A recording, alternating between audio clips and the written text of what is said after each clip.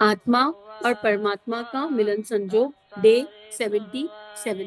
आइए देव शक्तियों का आवाहन करें और मुस्कुराएं। बड़ा हैवी स्वाध्याय चल रहा है ना, गुरुदेव ऐसी ऐसी चीजें समझा रहे हैं, वैसा लग रहा है भगवान कैसे होगी है। लस्ट से लव की ओर बढ़ना है, कैसे बढ़े? तो प्रेम की ओर बढ़ना बड़ा सरल है। प्रेम की ओर अगर एक कदम रखना हो तो मुस्कुराना सीख जाए, अगर तो प्रेम की ओर अपने आप चलते चले जाएंगे। देखो ये करके ही समझ में आएगा, यकीन ना हो तो मुस्कुरा कर देख लो। अभी आज की पूरे स्वाध्याय में मानसिक जप के साथ केवल मुस्कुराते रहे, चाहे बात कैसी भी आ जाए, चाहे गुरुदेव मीठी बात करें चाहे कड़वी बात करें। गुरुदेव तो परम पिता है, वंदे माता जी माँ है। माँ हमेशा शहद घोल के तो बात करती नहीं, देखो वो तो सच्ची बात है ना, ऐसी बात करती है जिसमें हमारा हित छुपा है। हमको पसंद आए या ना आए, इररिस्पेक्टिव ऑफ दैट, हमारा हित है। तो आज का स्वाध्याय प्रेम के समुद्र में बैठे हैं, देवीय शक्तियों के साथ बैठे हैं, ऋषि मंडल गुरु मंडल के साथ बैठे हैं, देव शक्तियों का अनुदान पा रहे हैं, उनका आशीर्वाद पा रहे हैं इस स्वाध्याय के रूप में। परम पूज्य गुरुदेव की दिव्य लेखनी जीवन में इस तरह प्रविष्ट कर गई कि आत्मा और परमात्मा का मिलन संजोग करा रही है। और हम अकेले नहीं बैठे हैं इस देवीय समुद्र में। देखिए पीछे चारों तरफ नजर घुमाएंगे तो सारी धरा के समस्त मानव जाति यहाँ बैठी है और अपनी जागृति की ओर अग्रसर है। प्रेम की ये तरंगे पूरे विश्व ब्रह्मांड में फैल रही हैं। इसी भाव के साथ मुस्कुराते हुए मानसिक जप और मुस्कुराहट, ये दोनों चीजों कैरी करते हुए आज का स्वाध्याय करेंगे। अब पिछले स्वाध्याय में गुरुदेव ने बहुत सारी ऐसी बातें बताई। गुरुदेव ने बताया कि एक्सीडेंटल बच्चे नहीं होने चाहिए, विवाह करने से पहले विवाह की जिम्मेदारियों को समझें, संतान कर रहे हैं तो ये समझे कि संतान क्यों करनी है, कारण क्या है, संतान क्यों करना चाहते हैं, अपने समय को बताएं। प्रजनन और पेट और प्रजनन के लिए समाज नहीं मिला। और गुरुदेव ने कहा यौन आकर्षण जो है वो टेम्परेरी है, परमानेंट नहीं है। परमानेंट आकर्षण तो बस कृष्ण से हो सकता है। कृष्ण का नाम कृष्ण क्यों है? कृष्ण वो जो सबको आकर्षित कर ले। अगर परमानेंट आकर्षण चाहिए तो थोड़े दिन कृष्ण का चिंतन कर लेते हैं, परमानेंट आकर्षण हो जाएगा, कम से कम सही जगह होगा। फिर गुरुदेव ने बताया कि हमने अगर इस सोच को अभी नहीं बदला और हमने इन दैवीय गुणों को धारण नहीं किया तो जिस अदूरदर्शिता के सहारे और जिन परंपराओं के कारण कलयुग आया है ये बढ़ता ही चला जाएगा। हमको जागना पड़ेगा। हम किसी भी एज में हो, अगर हम अभी अनमैरिड हैं तो हमको आगे विचार करना है, हमारे पास सौभाग्य है। हमको विवाह अपने वैल्यूज और प्रिंसिपल्स पर करना है। अगर मैरिज हो गई, संतान नहीं है तो हमारा नेक्स्ट स्टेप क्या है? अगर हम माँ है या सास है तो हमको अपने बच्चों को बच्चे पैदा करने के लिए बाध्य नहीं करना, हमको भ्रूण हत्या से बचना है, हमको उनको सद्ज्ञान देना है। और अगर हमारे बच्चों के विवाह हो गए तो नाती पोतों को पालने में जीवन नहीं बिताना है। ये बहुत महत्वपूर्ण जीवन है, भगवान के काम के लिए मिला हुआ जीवन है। सहज एक बैलेंस के साथ जीना है, अपनी अपनी परिस्थितियों को देखना है, जानना है। और अगर नाती पोते भी पाल रहे हैं तो फिर ये मान के चलना है कि ये गुरु का कार्य है, ये गुरु के दिए हुए दिव्य बच्चे हैं और हम गुरु के बच्चों को पाल रहे हैं और हम उनको वही संस्कार देंगे जो परम पूज्य गुरुदेव चाहते हैं। गुरु की अमानत के रूप में उन बच्चों को दैवीय संस्कार देने, इस तरह की सोच गुरुदेव डेवलप करने का प्रयास कर रहे हैं। और साथ में गुरुदेव कह रहे हैं ये पराक्रम का मार्ग है। पराक्रम तो हम पराक्रमी हैं, बोलिए मन ही मन बोलिए, हाँ हम पराक्रमी हैं, हम साहसी हैं, हम अपने गुरु की बताए मार्ग पर चलने के लिए सहज तैयार हैं। मन ही मन मुस्कुराते हुए बोलना है, हंसते हुए। आज हंसी नहीं छूटनी चाहिए, आज मुस्कुराहट नहीं छूटनी चाहिए, चाहे कुछ भी हो जाए, ठीक है? हंसते हुए बोलेंगे, मन ही मन बोलेंगे और मानसिक जब चलता रहेगा। आगे गुरुदेव लिख रहे हैं, प्रजनन का पार्श्विक आकर्षण हो सकता है पर विवेक के द्वारा उसका समाधान किया जाना चाहिए, उसकी क्षतियों पर विचार किया जाना चाहिए और यह देखा जाना चाहिए कि 2 4 5 मिनट के उन्माद के वशीभूत होकर हम कितने जाल जंजाल अपने लिए तैयार कर रहे हैं। उस बीच से उत्पन्न होने वाली शाखा प्रशाखाओं एवं समस्याओं उलझनों का विस्तार कितना बड़ा है। साथी सहचर धर्म पति धर्म पत्नी अर्धांगिनी जीवन संगनी की बात सोचना इस पाप पाखंड और स्वार्थ संकीर्णता के जमाने में व्यर्थ है। काम लिप्सा की पिशाचनी ही सर्वत्र नंगा नाच कर रही है। आप ये सोचो, गुरुदेव को अपनी लेखनी में ये शब्द जब इस्तेमाल करने पड़े होंगे तो उनके अंतःकरण में कितनी कितनी पीड़ा उठी होगी, कितनी पीड़ा और कितना दर्द उठा होगा। हम क्षणिक सुख के लिए अध्यात्म को ताक पर रखे हैं। अध्यात्म मतलब आत्मा की निकटता। हम क्षणिक सुख के लिए आत्मा की निकटता को खत्म कर दे रहे हैं। और फिर लॉजिक देते हैं, एनर्जी बहुत हाई है, हमारी एनर्जी बहुत हाई है। अरे मूर्खों, ये एनर्जी हाई एनर्जी क्या इसलिए मिली थी? ये हाई एनर्जी तुमको जो दी थी वो भगवान ने श्रेष्ठ कर्म करने के लिए दी थी, दैवीय कर्म करने के लिए दी थी। तो हम मूर्खों के जैसे जीवन कैसे बिता सकते हैं? हम कैसे इस एनर्जी को ट्रांसफॉर्म नहीं कर पा रहे हैं? इतनी दैवीय ऊर्जा को हम कहाँ धोखाधड़ी में बिता रहे हैं? हाँ, अगर और सेटिस्फेक्शन नहीं है वाइफ से तो एक्स्ट्रा मेटल अफेयर चल रहे हैं, बाहर जा रहे हैं। कल इसी बारे में डिवाइन गुरुदेव ने बात करवाई। तो अपनी कॉपी अभी जांच लेते हैं। अगर अभी कॉपी नहीं जांची तो फिर दिक्कत हो जाएगी। समय बताएगा, महाकाल बहुत खौलाएगा और बहुत तपाएगा, और उस तपन से कोई छुटकारा नहीं दिला पाएगा। ये अच्छे से समझ लेते हैं, क्योंकि कर्म का फल तो हर हाल लौट कर आएगा।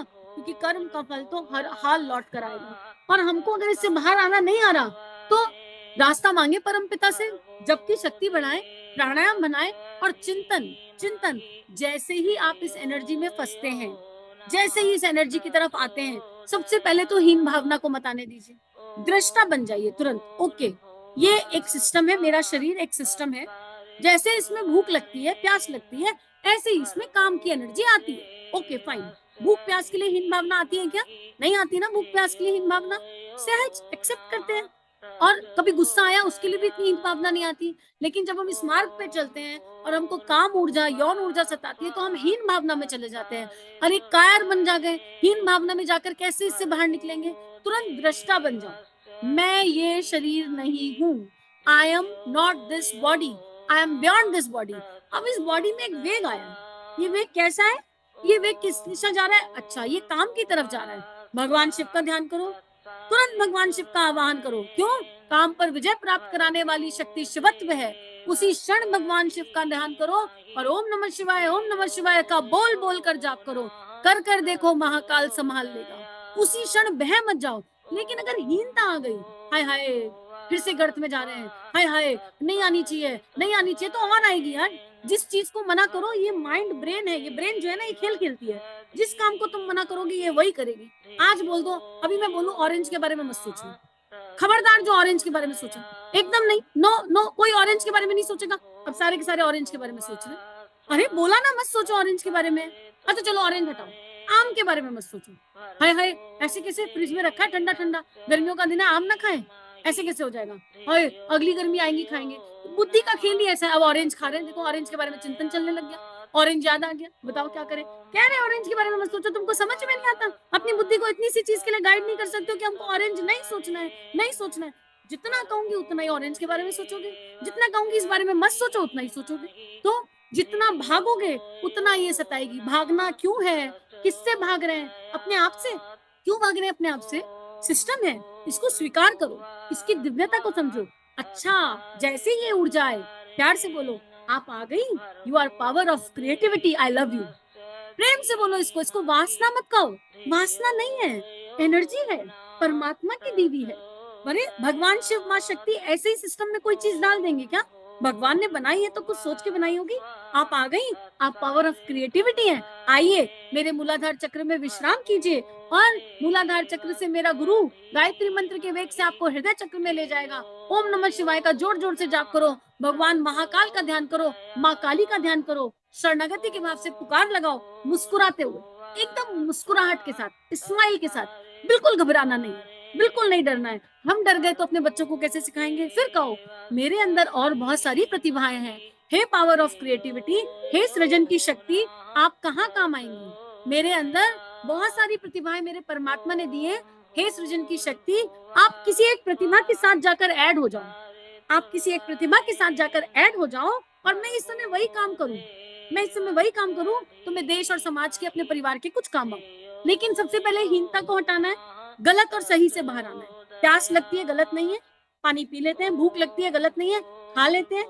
मूवी देखना है, गलत नहीं है, कर लेते हैं। ऐसे ये भी शरीर का सिस्टम है, कुछ गलत सही नहीं है, इसको दिशा देने की आवश्यकता है। ठीक है, तो जितना भागेंगे उतना ये सताएगी। इससे भागना नहीं है, इसको सहज स्वीकार करना है। हम मनुष्य तन में आए हैं, मनुष्य तन में आए हैं तो हर तरह की ऊर्जा है हमारे भीतर।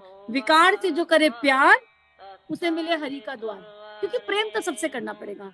क्यों क्यों विकार से प्यार करना है?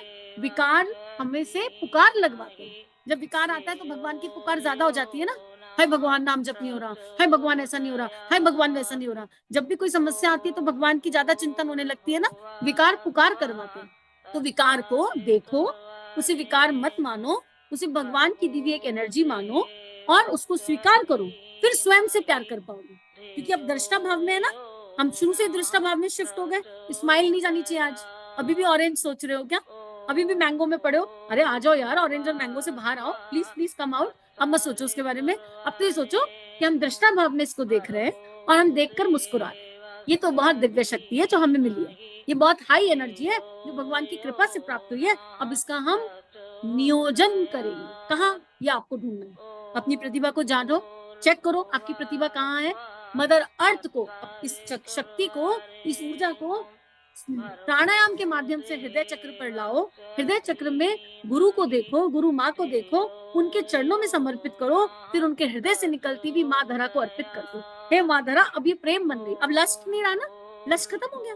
देखो चिंतन में इतना सुन लिया ना बार बार, तो भी लस्ट खत्म हो जाएगा। लस्ट कन्वर्ट हो गया लव में। कौन से प्रेम में? अकारण प्रेम में, दिव्य प्रेम में, भगवान के प्रति प्रेम में, दैव्य प्रेम में, कृष्ण के प्रति प्रेम में। और जब भगवान के प्रति प्रेम हो जाता है तो वासना का छींटा वहां टिक नहीं पाता है, वहां रुक नहीं पाता है।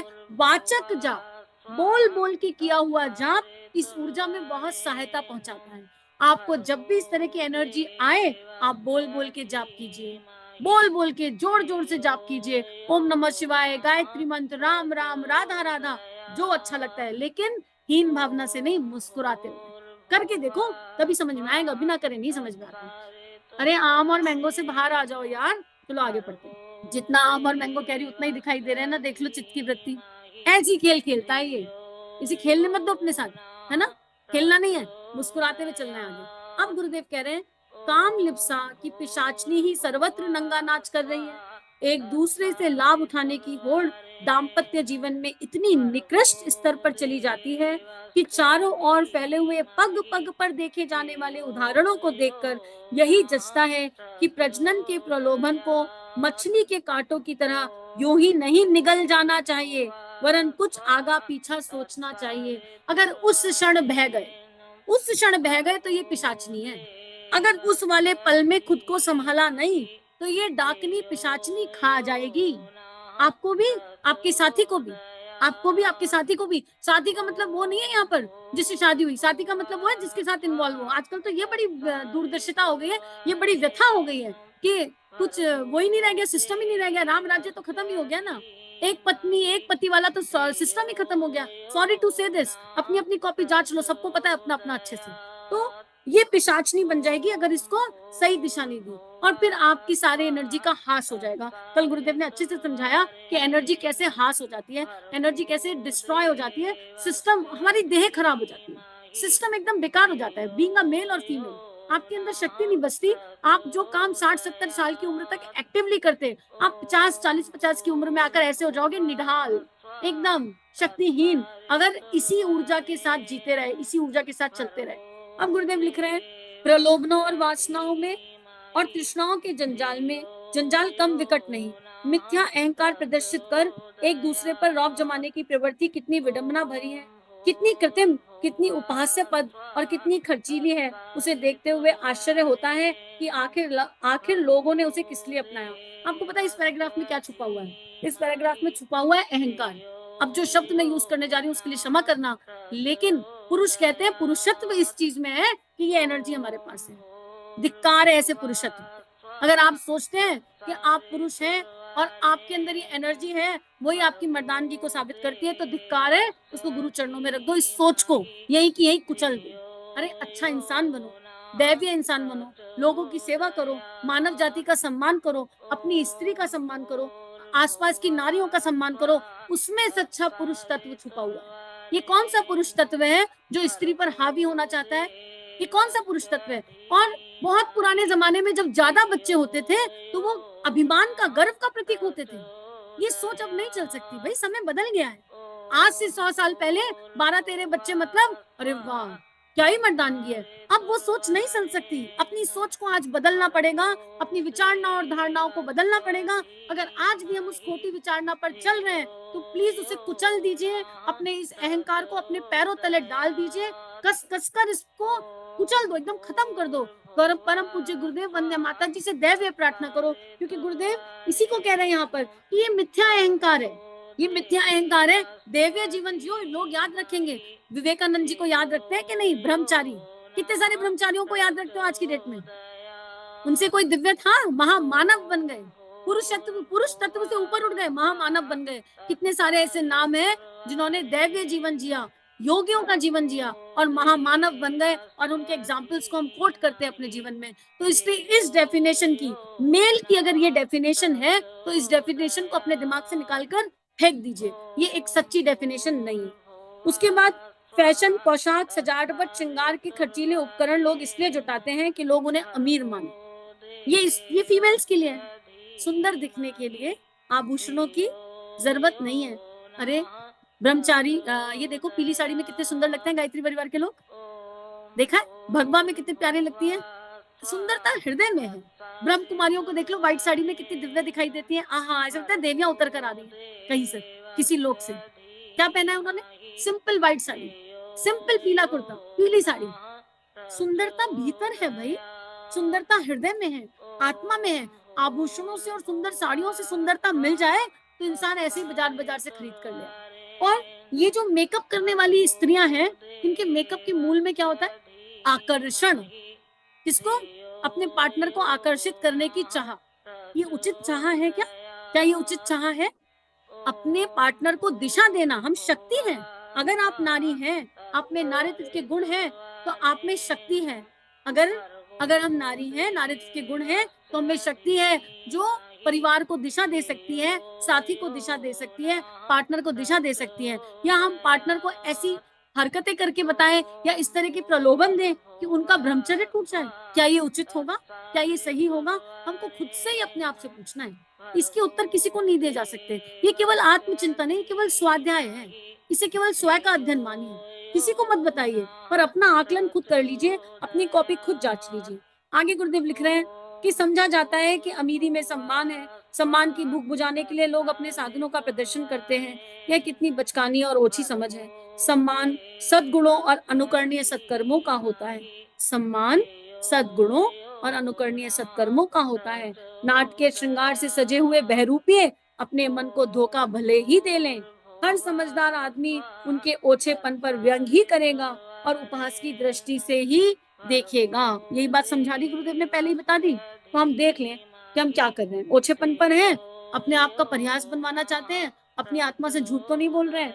नामवरी के लिए गुंडागर्दी, फिजूल खर्ची, अमीरी का ढोंग बनाने की बात जिनको सूझती है, वे समझदारों की समझदार दुनिया से बहुत दूर हैं, यही कहना चाहिए। कोई नासमझी उनके झांसे पट्टी से प्रभावित हो सकता है। जिसमें असलियत समझने की क्षमता है, उसे इस विडंबना बनाने वाले घटिया स्तर को समझने में देर नहीं लगेगी। जो आत्मा के सत्य को जान गया, वो देह के इस मिथ्या झूठ को तुरंत पकड़ लेगा। और हमें किसी दूसरे का झूठ नहीं पकड़ना। स्वाध्याय क्या होता है? स्वयं का अध्ययन। इस स्वाध्याय को सुनते हुए अगर आपका चिंतन किसी और की तरफ है, अच्छा ये वाला इंसान वैसा है, अच्छा वो वाला इंसान ऐसा है, तो माफ कीजिएगा, आप स्वाध्याय नहीं कर रहे हैं, क्योंकि आपका चिंतन अपनी आत्मा से हट गया। स्वाध्याय सुनते हुए केवल एक ही थॉट होना चाहिए, जो लिखा गया परम पूज्य की लेखनी में वो और मेरे जीवन में कहाँ गया है। बस अपनी आत्मा का अध्ययन करना है।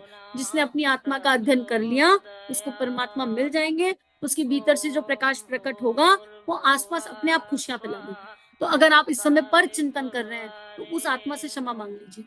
किसी का चिंतन मत कीजिए, अपने भीतर देखो, केवल अपने भीतर। अगर आपको लगता है पूरा स्वाध्याय सुन के ग्रीन टिक, सारे पैरामीटर ओके हमारे, ग्रीन टिक, तो माँ धरा के लिए प्रार्थना कर दो, भगवान ये सद्गुण आपने मुझ में दिए, अब इन सद्गुणों को हम माँ धरा में रोपेंगे।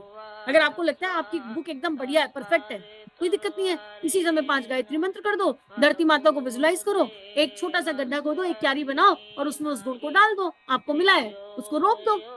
लेकिन किसी का चिंतन मत करो कि कौन कैसा है, ये करना हमारा काम नहीं है। अगर हमने ये सोचा, तो हमारे भगवान के बारे में कौन सोचेगा। हमारा चिंतन केवल अपना गुरु, गुरु की कही बातें, केवल इष्ट, उसके अलावा कुछ और नहीं। आगे गुरुदेव लिख रहे हैं एक पैराग्राफ और, स्मरण रखा जाना चाहिए कि अगले ही दिनों अमीरी किसी प्रशंसा का कारण ना रहेगी, वरन जो जितना मालदार है उसे उतना ही घृणित, निष्ठुर एवं दुष्ट माना जाएगा। विवेक पूछेगा, जब आपके पास इतना उपार्जन था, तो समाज के पिछड़ेपन को दूर करने में उसे खर्च क्यों ना कर सके। देखो, गुरुदेव की भविष्यवाणियां गलत नहीं होती, गुरु वाक्य ब्रह्म वाक्य है। अगर ये लिखा जा रहा है तो ये सत्य है। और जिनके पास इस जन्म में बहुत अच्छी श्री शक्ति है, पैसा नहीं कह रही, श्री शक्ति, श्री जहाँ होता है वहां देने का भाव होता है, तो आपने उसका उपयोग क्या किया? आपको वो इसलिए मिला है क्या उसे भगवान के खेत में डाल दें? परम पूज्य गुरुदेव ने यही किया ना, सारी पैतृक संपत्ति भगवान के खेत में बो दी, माता जी के जेवर का क्या भगवान के खेत में बो दिए। कोई चीज रखी क्या अपने लिए? उन्होंने अपने जीवन से इसको सिद्ध करके दिखाया कि अगर हमको मिला है तो हमको एक औसत भारतीय जीवन जीना है। एक औसत भारतीय जीवन को जीकर क्या करना है? भगवान के खेत में जितना मिला उसको बोना है। अगर मुझ में क्षमता है कमाने की तो मैं खुद कमाऊं, खूब कमाऊं, खूब कमाऊं, लेकिन उसका संग्रह न करूं। अपनी अपने परिवार की जरूरतों को आवश्यकता अनुरूप पूरा करने के बाद जो बच रहा है उसको परम पिता के खेत में लगा दें। जहां आवश्यकता हो, जैसी आवश्यकता हो वैसे लगा दें। वो आपकी फिर धन संपत्ति काम आने वाली संपत्ति है। लेकिन अगर केवल मैं और मेरा ही पूरे करते रहे, अपनी लग्जरी और रिक्वायरमेंट का अंतर ही ना समझा और केवल लग्जरीज को ही पूरा करते रहे और उनको रिक्वायरमेंट का नाम देते रहे, तो क्या करेंगे? देखो, घड़ी 500 रुपए की भी आती है, 100 रुपए की भी आती है, 5,000 की भी आती है, 10,000 की भी आती है, 50,000 की भी आती है, लेकिन सारी घड़ियां दिखाती समय ही है। हमें कौन सी पहननी है हमारे ऊपर है। सारी घड़ियां दिखाती तो समय, हीरे मोती तो नहीं जड़े होते। हीरे मोती लग गए तो आपका समय बदल जाता है क्या? कि जिसकी घड़ी नॉर्मल है उसमें 5 बज रहे हैं और जिसकी घड़ी में हीरे मोती है वो समय से थोड़ा आगे चला जाता है, फटाफट फटाफट उसकी में 6 बज रहे होते हैं। ऐसा तो नहीं होता ना। तो ये हमारे ऊपर है कि हमको क्या खरीदना और क्या पहनना है। रिक्वायरमेंट और लग्जरी, घड़ी रिक्वायरमेंट है, लग्जरी कौन सी घड़ी लोगी है? तो ये चिंतन अपने लिए करना है। और फिर जो घड़ी ले रहे हैं वो किस लिए ले रहे हैं? दिखा के लिए तो नहीं ले रहे हैं। हाय, ऑफिस जाएंगे लोग क्या कहेंगे? तुम कौन सी घड़ी पहनते हो? तुम आज तक सिंपल घड़ी क्यों पहन रहे हो? ऐसा क्यों कर रहे हो, वैसा क्यों कर रहे हो? ब्रांड नेम, हम ब्रांड नेम में फंस रहे हैं क्या, अटक रहे हैं क्या? अपने आप को देखना। ये सारी केवल स्वाध्याय है। स्वयं का अध्ययन है तो अपनी कॉपी जांचिए, किसी दूसरे की कॉपी मत जांचिए। ऐसा नहीं कि बच्चों को ज्ञान देने लग जाओ, सुन लिया तो अरे देखो ऐसा है वैसा है। पहले अपनी कॉपी जांच लेना अच्छे से। उसके बाद गुरुदेव कह रहे हैं मानवता की आवश्यकता है, इसकी आंखों से ओझल रही। अगर आपके पास श्री है और आपने मानवता के दर्द को नहीं देखा तो समाज आपसे पूछेगा, पंचतत्व आपसे पूछेंगे कि तुमने क्या किया उस पैसे का। समाज में इतनी हाहाकार मची थी, तुम उस समय कहाँ सो रहे थे? अभाव और आवश्यकता से विकल समाज का सदस्य रहते हुए भी एकाकी गुलछड़े उड़ाने की बात तुम्हारे गले कैसे उतर गई? यह प्रश्न दिन रात उभरते चले जाएंगे। कुछ ही दिनों में लोग अमीरी को उतना ही घृणित समझेंगे जितना डकैती को समझा जाता है। इसलिए बड़प्पन के लिए अमीरी बढ़ाना या उसका आडंबर बनाने की बात समय से पहले ही दिमाग से निकाल देनी चाहिए। यह नशा सम्मान का नहीं, अपमान का कारण बनता जा रहा है। अमीरी का नशा आज सम्मान भले ही दिला रहा हो, आने वाले समय में सम्मान नहीं दिलाएगा, मात्र अपमान ही अपमान दिलाएगा। अमीर होना बुरा नहीं है, पैसे होना बुरा नहीं है, उन पैसों का सदुपयोग ना करना और उन पैसों का अहंकार करना, उन पैसों के चलते मानव को मानव ना समझना बुरा है। इस बात को हम आज अच्छे से जान लें और समझ लें। सभी के लिए बहुत सारी प्रार्थना। स्वाध्याय को गुरु चरणों में रखते हैं। कितने लोग संतरे और आम के बारे में अभी भी सोच रहे, बताना। और कितने लोग मुस्कुराहट को कैरी कर पाए, इसको चेक करना। भूल गए ना मुस्कुराना? कितनों को याद रहा उन्हें बधाई, जिन्हें याद रहा उन्हें बधाई, जो भूल गए उनको याद रखना है कि मुस्कुराना सरल है और हम मुस्कुरा सकते हैं। और आम और मैंगो तो केवल चित्त की वृत्ति है। बताया था कि कहा ना, नहीं सोचो तो सोचोगे, है ना, वो तो चित्त की वृत्ति है। लेकिन जब मन किसी चीज में रम जाता है तो हम आम और संतरा भी भूल गए थे ना, क्योंकि हमने सारी शक्तियों को इस स्वाध्याय को सुनने में, इसको पढ़ने में लगा दिया। और जैसे वो शक्ति गई, जैसे वो शक्ति लगी वहां पर, अपने आप दिमाग से ऑरेंज और आम हट गया ना। हमने ये नहीं कहा ऑरेंज हट आम हट, हमने नहीं किया ना, हमने उस शक्ति को कहीं और चैनलाइज किया, तो ब्रेन से ऑरेंज और आम अपने आप गायब हो गए। तो जब भी कोई ऐसी वृत्ति आए, उसको हटाना है तो अपने चिंतन को श्रेष्ठ जगह लगाओ, वृत्ति अपने आप चली जाएगी। वृत्ति पर चिंतन मत करो, समस्या पर चिंतन मत करो, समाधान पर चिंतन करो। समाधान पर इतना चिंतन करो, इतना चिंतन करो, समस्या कब चली गई पता भी नहीं चलेगा। यही साइंस है, ये विज्ञान है, ये मैजिक है। तो इस मैजिक को जीते हैं। चलो, परम पूज्य गुरुदेव वंदे माता जी के श्री चरणों में स्वाध्याय को रखते हैं। आप सभी की दैवीय ऊर्जा को बहुत बहुत नमन प्रणाम। आप जब की शक्ति से लगातार इस ऊर्जा को बढ़ा रहे हैं। ज्यादा से ज्यादा साझा करना, अगर आपको अच्छा लग रहा है तो यूथ तक पहुंचाना, ताकि पिछले 3 ऑडियो तो स्पेशली, ताकि हमारे यूथ की जागृति हो सके और उन्हें समझ में आए कि उन्हें समझने वाला भी है। परम पूज्य गुरुदेव वंदे माँ सारे यूथ को समझने के लिए तैयार बैठे हैं। बाहें फैलाए सबका इंतजार कर रहे हैं, बाहें फैलाए हमारे यूथ का, भगवान इंतजार कर रहे हैं। तो आइए एक गायत्री मंत्र के साथ इस ऊर्जा को गुरु चरणों में अर्पित समर्पित मुस्कुराते हुए। ओम भूर्भुवः स्वः तत्सवितुर्वरेण्यं भर्गो देवस्य धीमहि धियो यो नः प्रचोदयात्। इदं श्री सद्गुरुवे नमः।